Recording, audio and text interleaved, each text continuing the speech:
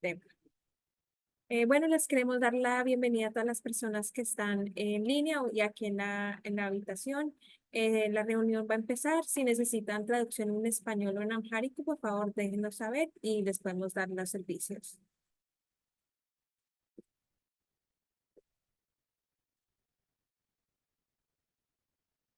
አስጠለኝ እንኳን ደህና መሻችሁ። እንኳን ወደዚህ የዳሽ የህዝብ አገልግሎት ስብሰባ በሰላም መጣችሁ።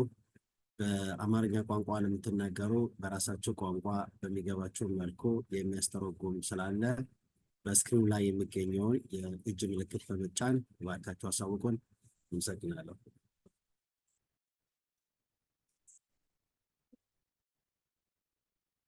Ahora la persona que va a hablar es el director de planeación, Martin, entonces le doy la palabra a él.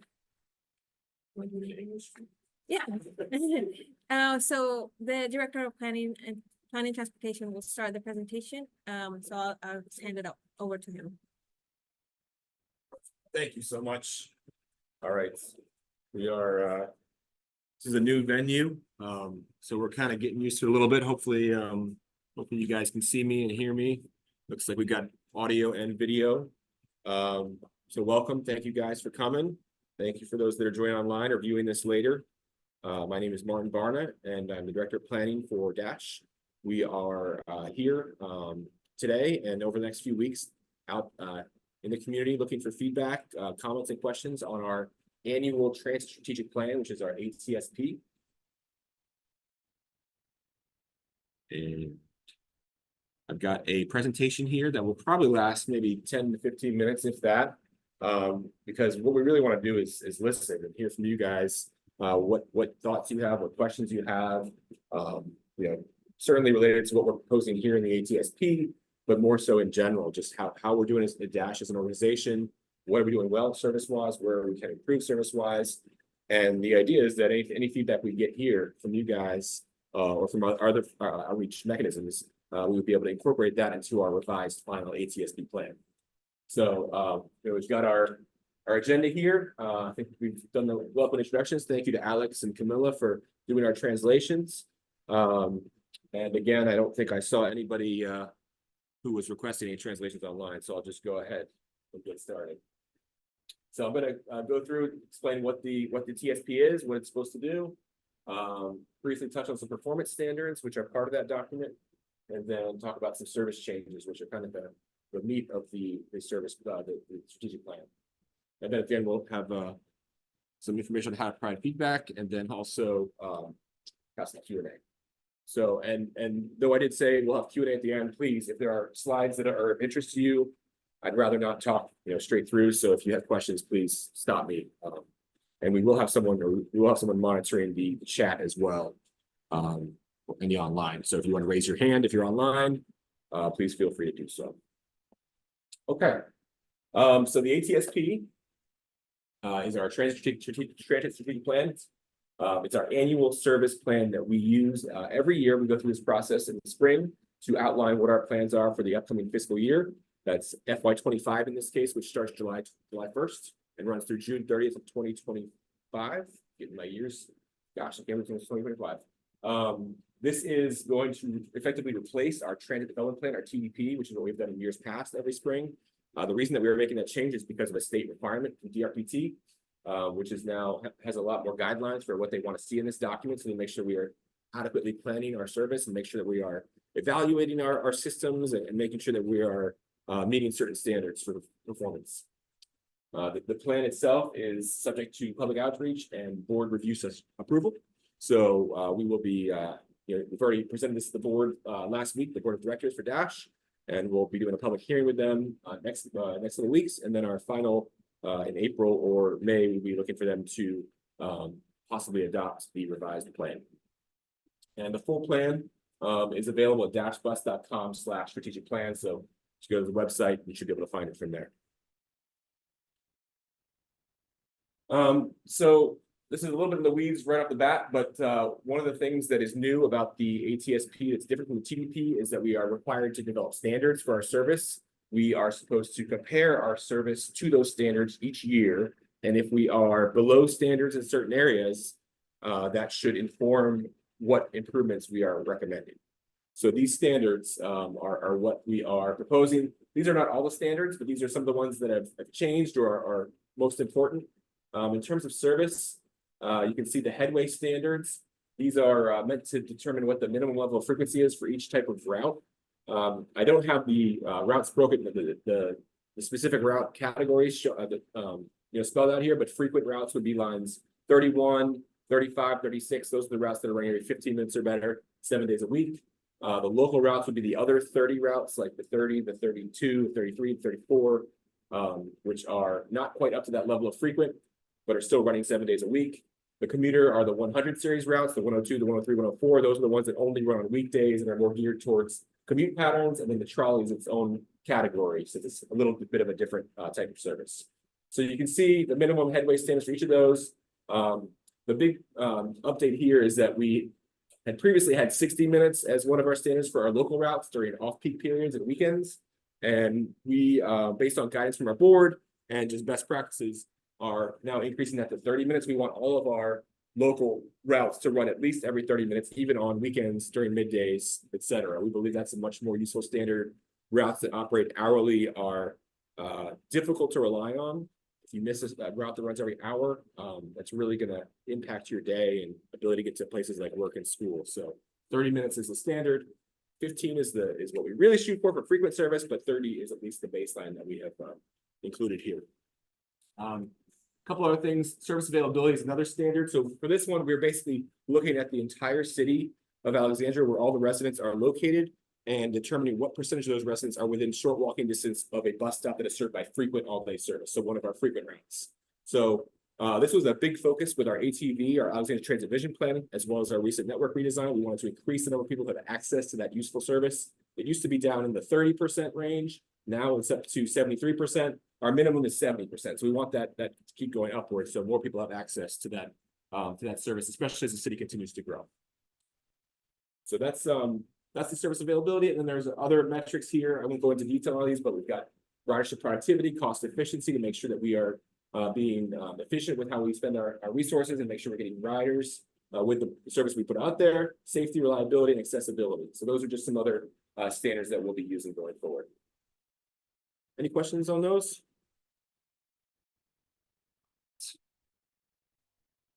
All right, so I'm going to get into some of the service proposals now. And these are for FY25. So the first item that I have here is new. This was based on the city manager's draft budget that was released 2 nights ago. The city manager and the city has included in their draft budget a reduction for Dash, which would affect line 104.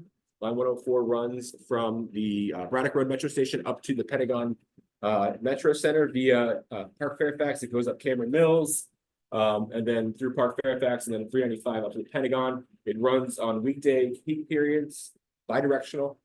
Currently, it runs every 30 minutes, and with this proposed reduction, it would go down to 60 minutes.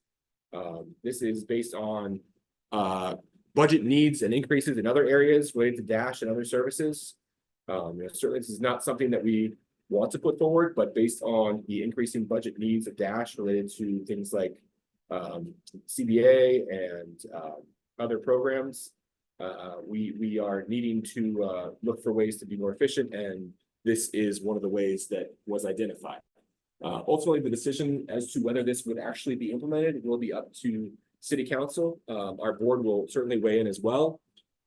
So if you do have any feedback on this, please be sure to reach out to our board and also to City Council as they go through their budget review process. So any questions specifically on line 104, since I know that's going to be a topic of conversation. Caitlin, be okay online? No hands? Okay. We can circle back to that if we need to. So in addition to that proposed reduction, there are 3 unfunded service improvements that we are trying to implement in FY25 as well. These are based on our continued implementation of the 2022 Alexandria Transit Vision Plan. We are trying to build that network out. So the first one is line 32. Line 32 runs along the Eisenhower corridor, starts at King Street, then goes west via Eisenhower Metro, Eisenhower Avenue, out to Van Dorn Metro, and then up to Landmark via South Pickett, Holmes Run Parkway, and Ripley. This is, as I mentioned before, this is a local route, and this is currently running every 60 minutes during middays, evenings, and weekends. So that's below the standard that we are setting for our local routes. We want those routes to run every 30 minutes, 7 days a week. So including middays, including evenings, and Saturdays and Sundays. So this proposal, which currently is unfunded and would require additional funding from City Council, but this proposal would bring it up from every 60 minutes to every 30 minutes, all day, 7 days a week. There's a lot of development in the Eisenhower corridor, certainly near Eisenhower Avenue Metro. We also get a lot of demand out towards Landmark, South Pickett, and Holmes Run. So we've gotten comments about this in the past. It's in our ATV plan, and we really want to move forward with it if we can find the funding. Our second priority is line 34. Line 34 is another local route that runs from Old Town, starts at Lee Center up to Potomac Yard, goes by City Hall, and then travels up to Old Town North and then up to Potomac Yard. This is a route that was realigned as part of the Potomac Yard Metro opening. So it provides a new connection, or it did provide a new connection from like the Old Town waterfront, City Hall, that area to Potomac Yard that didn't exist before. So this is the route currently runs every 60 minutes on Sundays. Again, it's a local route, so that falls below our standard of every 30 minutes across the board. So we're proposing in FY25, if funding becomes available, to increase line 34 service from every 60 minutes to 30 minutes on Sundays. Okay.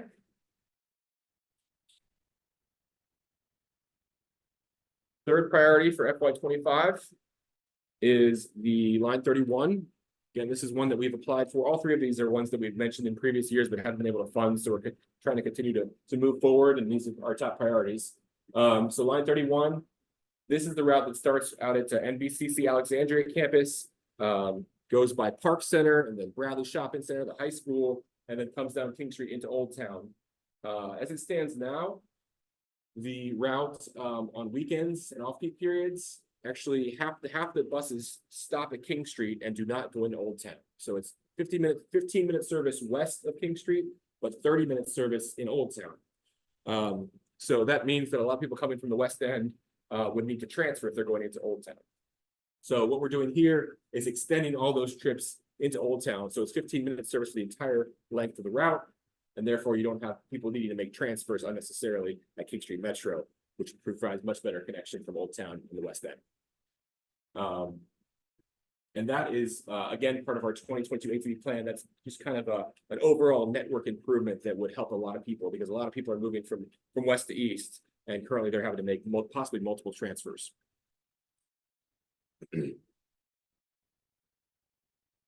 All right. So that was the FY25. The plan actually goes all the way through FY34. It's a 10-year plan, but for the purposes here, I'm just going to highlight a couple of the improvements for FY26 and 27. So I have them listed here, but line 30 is the Duke Street corridor route. Currently, that route runs every 30 minutes during off-peaks and weekends. This proposal in FY26 would seek to improve that to every 15 minutes all day, 7 days a week. So that would bring it up to our frequent all-day threshold as called for in the ATV. Line 32, that's our route that we mentioned earlier that goes on Eisenhower. We would be looking to, again, improve that during weekday periods from every 30 to 15 weekday peaks. So 103 and 104, we are, despite the reductions, we are still trying to improve those in FY26. That would be bringing them up from every 30 minutes to every 20 minutes. So in reality, if we had to reduce them, this would be a bigger increase, but we would bring it up to every 20 minutes, and that is actually consistent with what these routes were at prior to the COVID pandemic. So when these routes were the AT3 and the AT4, they both ran every 20 minutes. Obviously, things have changed, different patterns now, but we are getting to a point where we believe that this would be supported. So we are showing that here.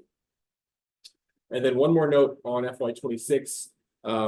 There is a little bit of uncertainty with FY26 because WMATA is running through their Better Bus Network project, and the first year of that network could potentially be FY26. So there's a lot of changes to Metro bus routes that could be included in FY26. They're going through their process now and through the spring. So we are working very closely with them, coordinating with them on what their changes would be. And we will have those incorporated in next year's plan. But for right now, we just have a placeholder for that. Any questions on those? Sure, yeah. So the current budget proposed that's reduce service and then more, but then for the fiscal so in terms of like the years out changes, like would those be like if we sort of use ground on headways on that like this year, would that be then updated for 2026 to try to would you still kind of keep it and have where it's at now for the goal, or maybe moderate it back down to like back to where it is before service reduction? Yeah. So just to repeat the question was about the 104. And basically with this new information that there could be a potential reduction on the 104 in FY25 if funding is not identified. What would that mean for this improvement in FY26 with the increase to 20 minutes? You know, I think that's still up for debate. I think that our intent and in the 2022 ATP plan, we had these routes at 20 minutes. So we are still leaving that in here for now. Certainly the cost would be higher to go from 60 to 20 than it would be for 30 to 20. So we'll probably need to adjust our financial plan if that is the case. But that's what we believe is needed by FY26 to help support the patterns by then. Sure. And can you speak to a little bit of what are there other funding potential sources for you know, these service options that if you know city operating budget stays where it's at or remain in the budget, what are goals, what kind of good funding sources might be pursued to try to Sure. Okay.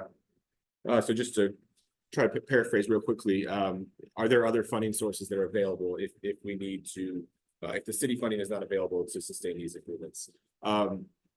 So obviously the primary funding source we have is city subsidy. However, you know, there are other sources that we've used, specifically the 395 Express Lane program, 395 Commuter Choice program, very successful with getting improvements on lines 35 and 36. The reason we were able to run those as frequent all-day routes is because of that commuter choice funding. We're getting, I think, $11 million over 2 years for those two projects, so it's a big chunk of money. So we could potentially apply, since the 103 and 104 do serve the Pentagon, they would potentially remove SOV trips, single occupancy vehicle trips from that corridor. So that could be an option. That does require some future planning and being able to know when you're going to have the funding. And we are, the leading recipient, I think, of 395 funding right now. So that could be an uphill climb. But that is another funding source that could be pursued. Okay. All right. So F127 moving forward. So a couple years ahead, we have some additional final improvements. The 102 weekday midday headways currently runs every 60 minutes, so we move it up to every 30 minutes. 102 operates between Mark Center, which is right near where we are tonight, to the King Street Metro. It runs every 60 minutes during middays. It only runs on weekdays. Does not operate on weekends.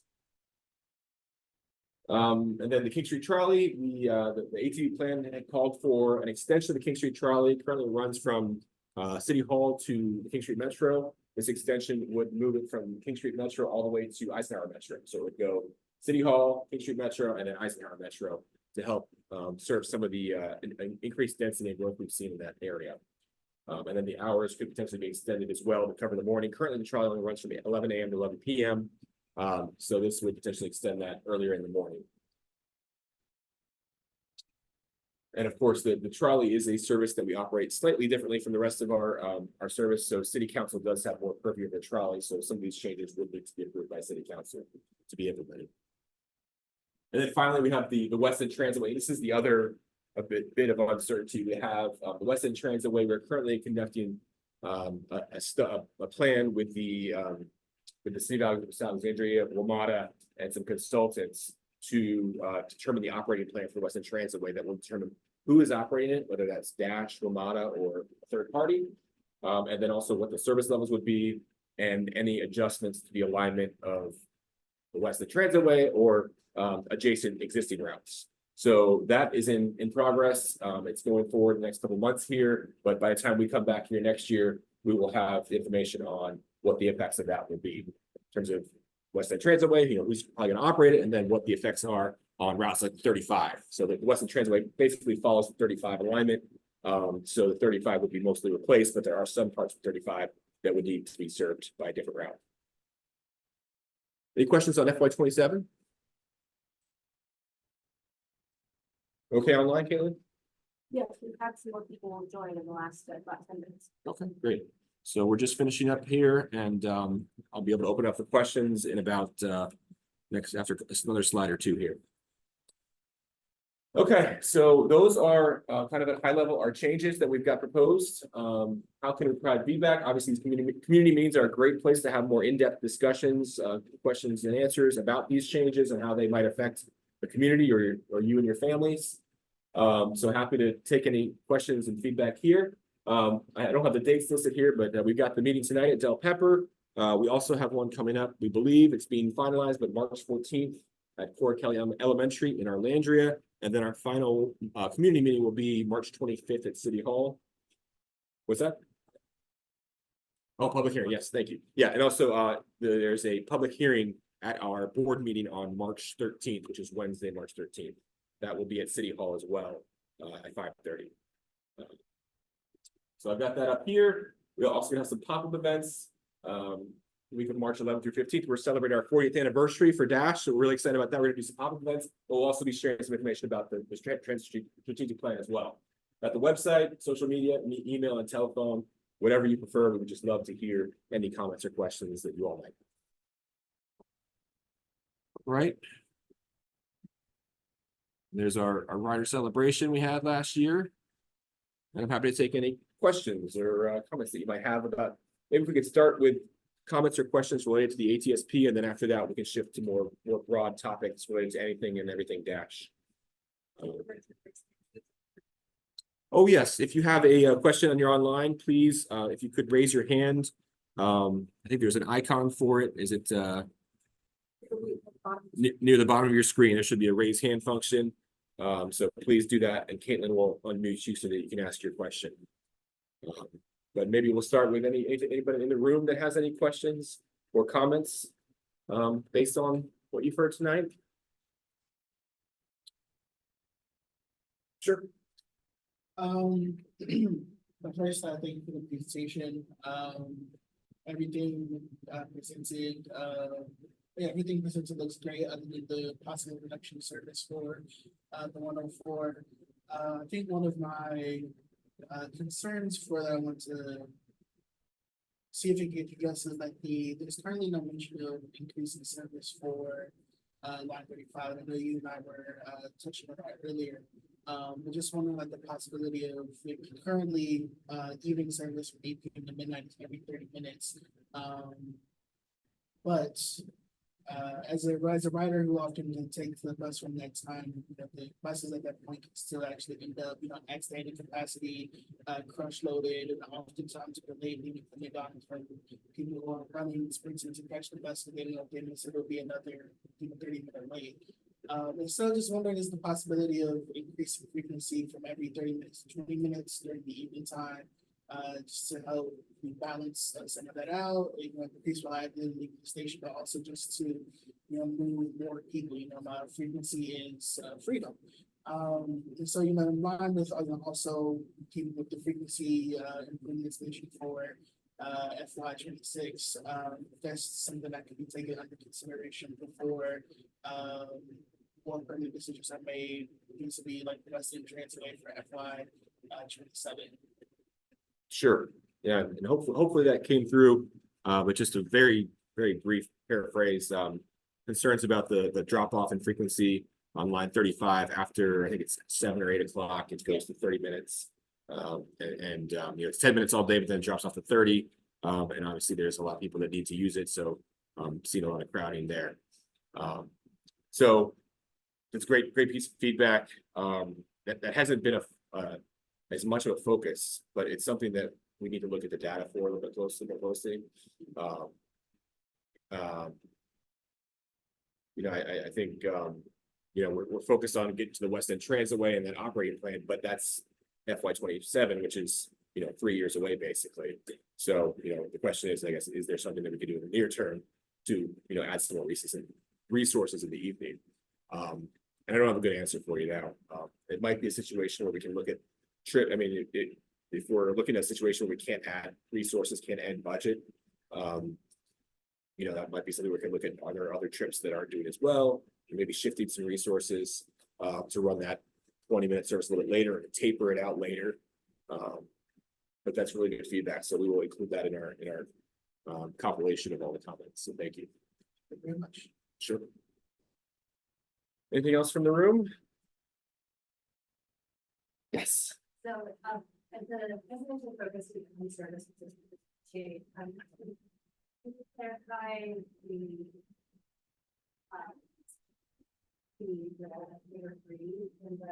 strategic plan. Yes. So thank you. And I missed free fares and I missed capital too. So let me talk about free fares first. Question was about free fares. If we could talk a little about free fares. For background, Dash is currently free at the due to a state grant that we are receiving from the TRIP program from DRPT, the Department of Rail and Public Transportation. So that program is for FY22 through FY25. So it funds the program continues through the next fiscal year, so through FY25, which we're talking about here. But after that, the program ends, the funding doesn't go on. We're not able to reapply for that funding. So it is up to the city at that point to cover the lost revenues for FY26 and beyond. So that is a discussion that will happen at the city council level.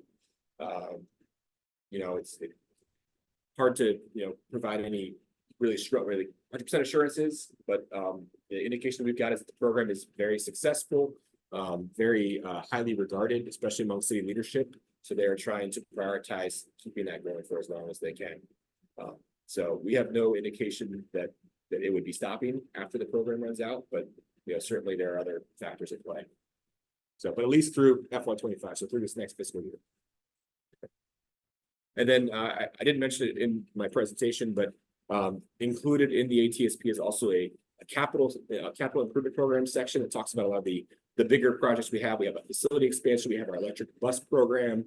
We have a lot of technology projects that we're working on. So there's a lot of good information there about how we're upgrading our fleet. And then also there's financial plan as well for how we plan to do that going forward, providing some high level information for the next 10 years. Yes, thank you for that question. All right, Caitlin, anything online? If you're online, you can raise your hand. Okay. All right. See how we doing on time. We're about 30 minutes. Yeah. Give them a few more minutes just in case. If you're online, Oh, wait one. there we go. Mr. Green. About the clock. Good afternoon. Hi. Hi, how are you? Good, very good. Thank you very much. I'm not sure if you're asking for questions yet or not. I apologize. I was a few minutes late joining, but I do have a couple of questions. Sure. I'm not the appropriate time. Yep. Yeah, Okay. it's perfect time. So I'm a longtime resident of Alexandria. Actually, a longtime resident in Northern Virginia. We lived in Arlington, in Fairlington since 1984, and we moved over to Alexandria here and live in the Northridge area here, and we've been taking Dash here for about 16 years. And one thing that we've noticed in your plan here, it seems like there's a plan to really continue to gut the 104 line.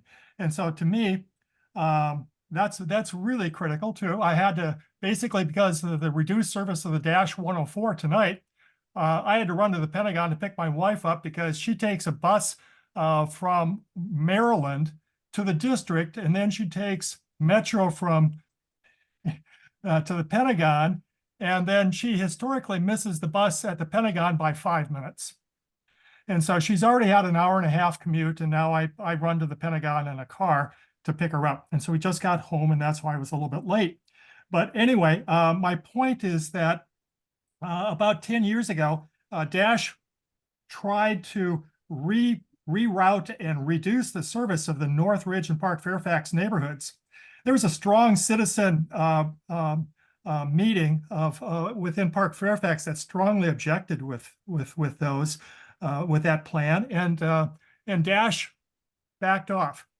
And then COVID happened, of course, and then Dash reduced its service in the North Ridge and Park Fairfax down to what it is today, where we have basically Monday through Friday service and 2 buses an hour, not 3 buses an hour for a reduced rush hour service as well.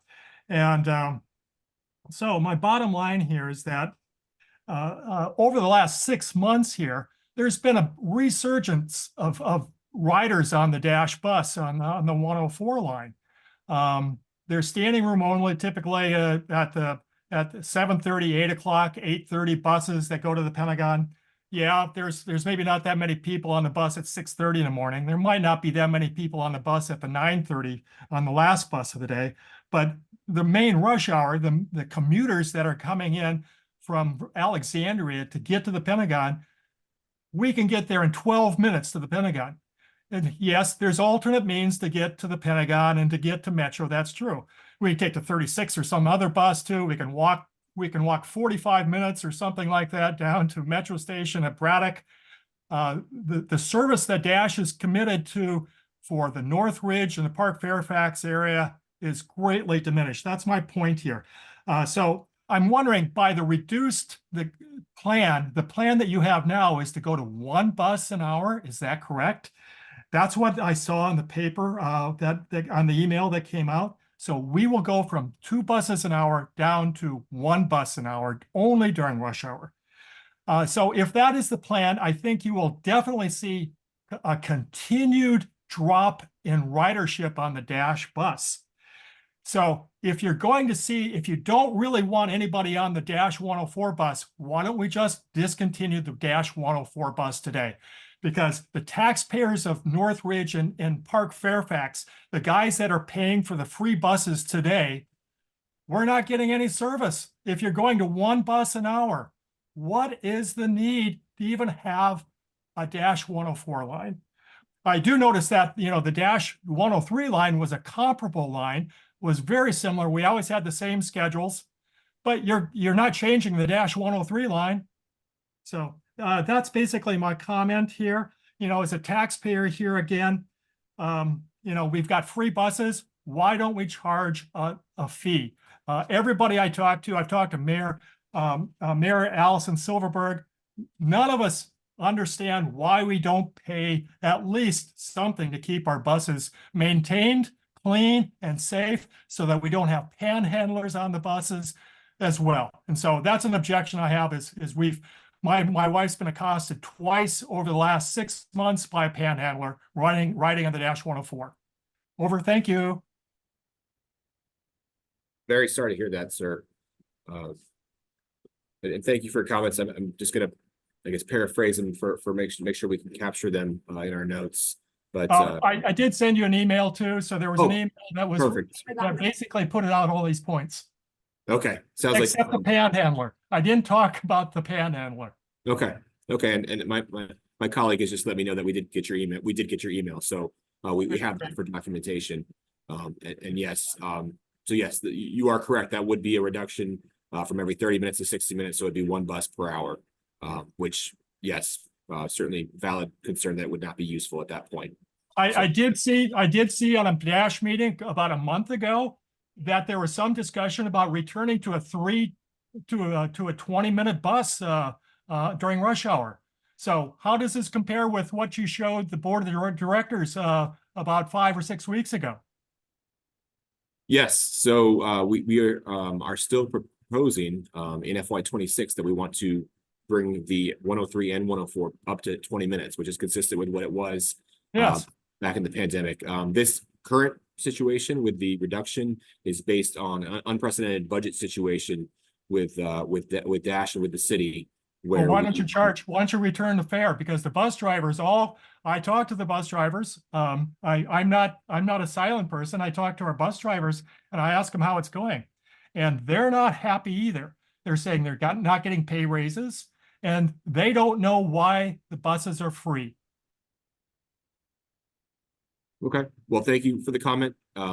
We definitely have captured it, and I will make sure that we kind of update the comment to reflect the full comment, the full number of issues that you brought up tonight, especially regarding free fares and with the concerns about safety.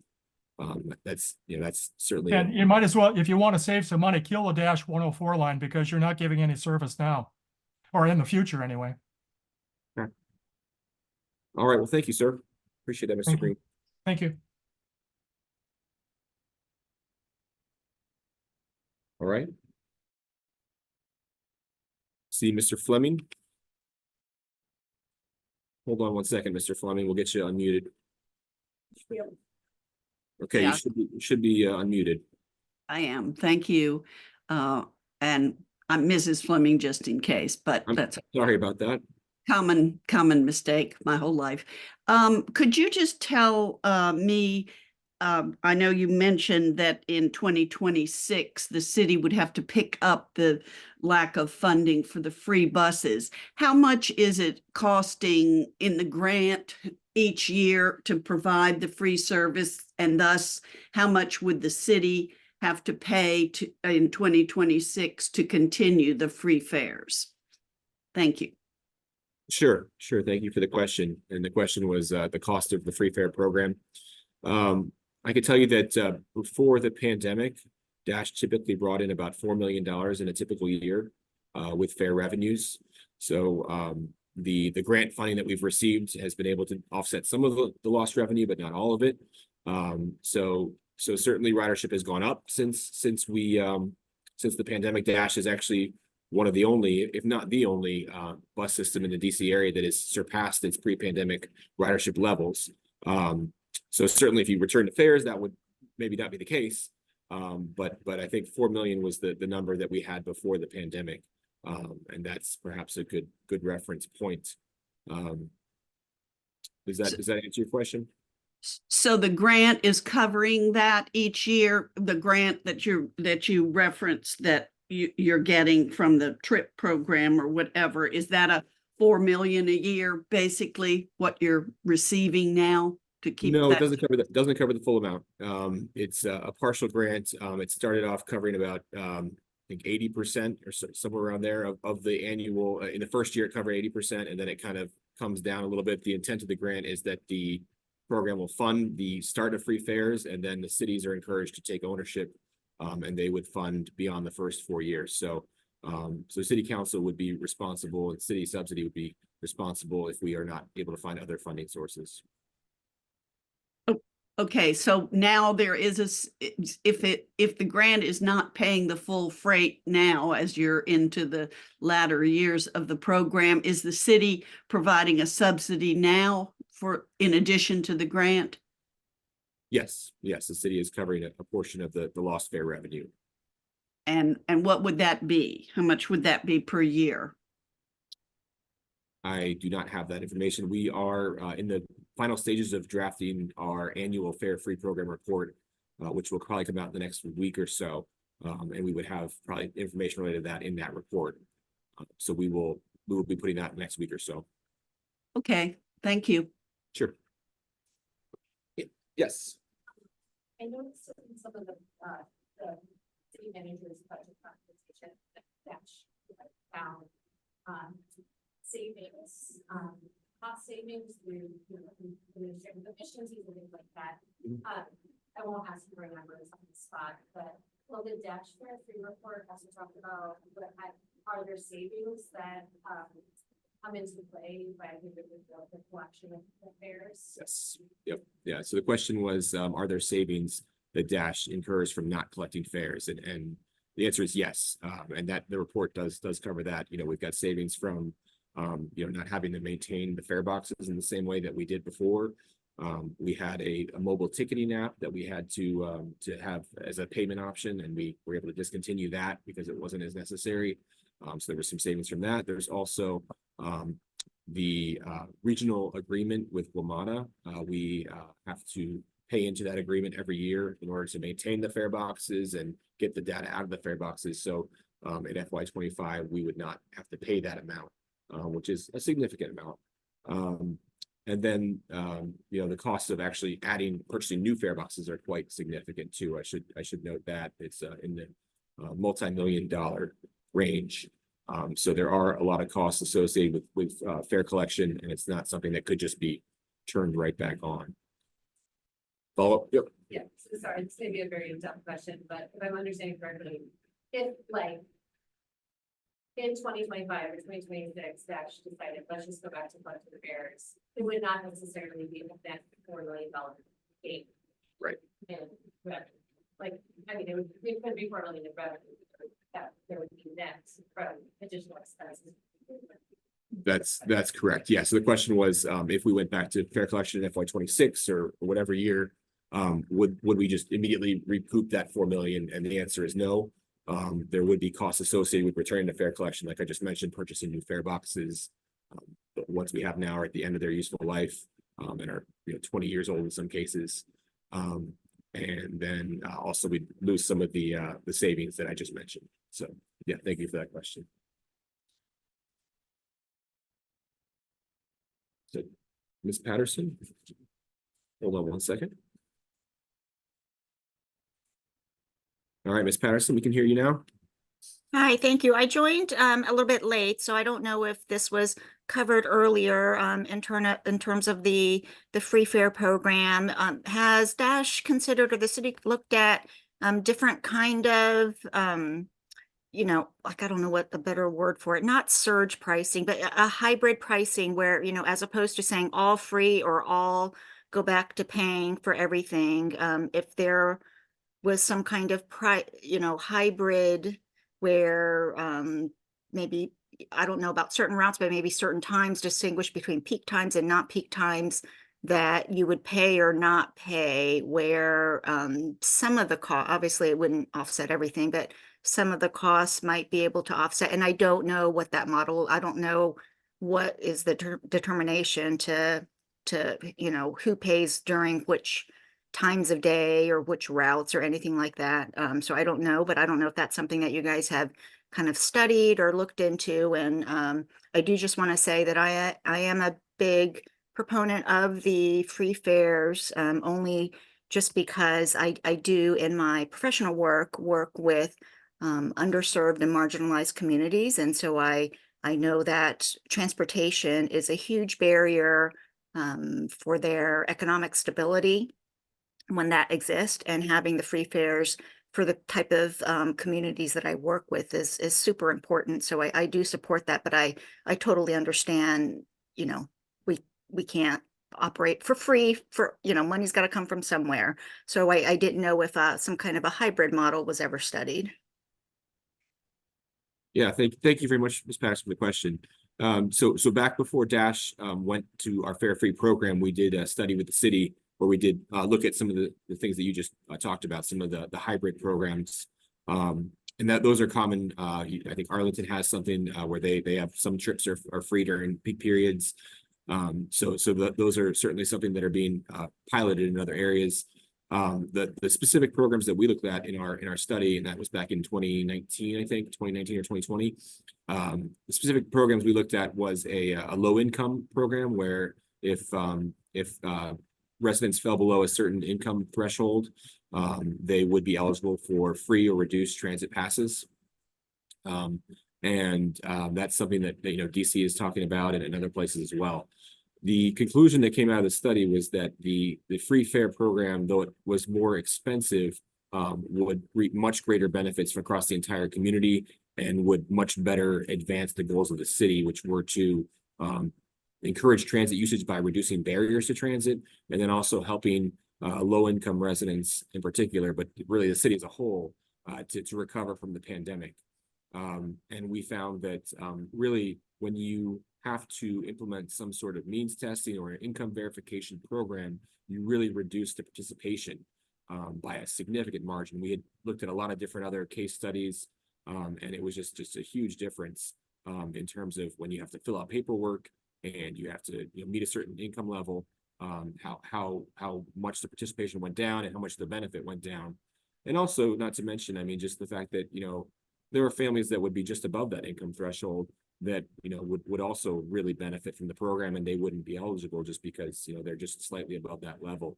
And just administrative burden as well, having to handle that from an administrative side takes quite a bit of resources and cost. So the study as a whole, there were some pros and cons to each scenario, but ultimately recommended that the free fare program was the best option. And I believe if you go to the city's website, the Transportation Environmental Services website, it's the low income fare pass assessment. It's still posted there if you want to take a look. Thank you. Sure, thank you. Okay. Other comments, questions?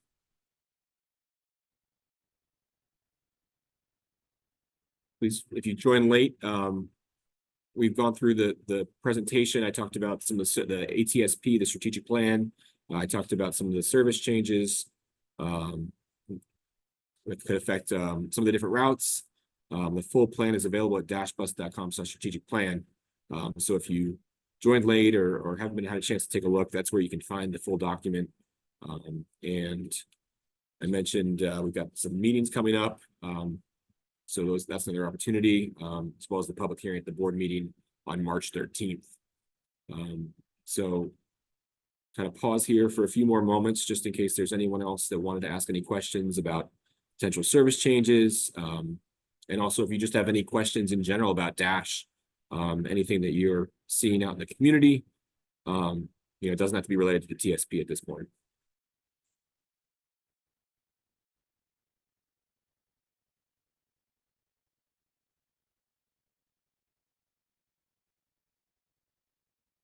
Okay. Anything else?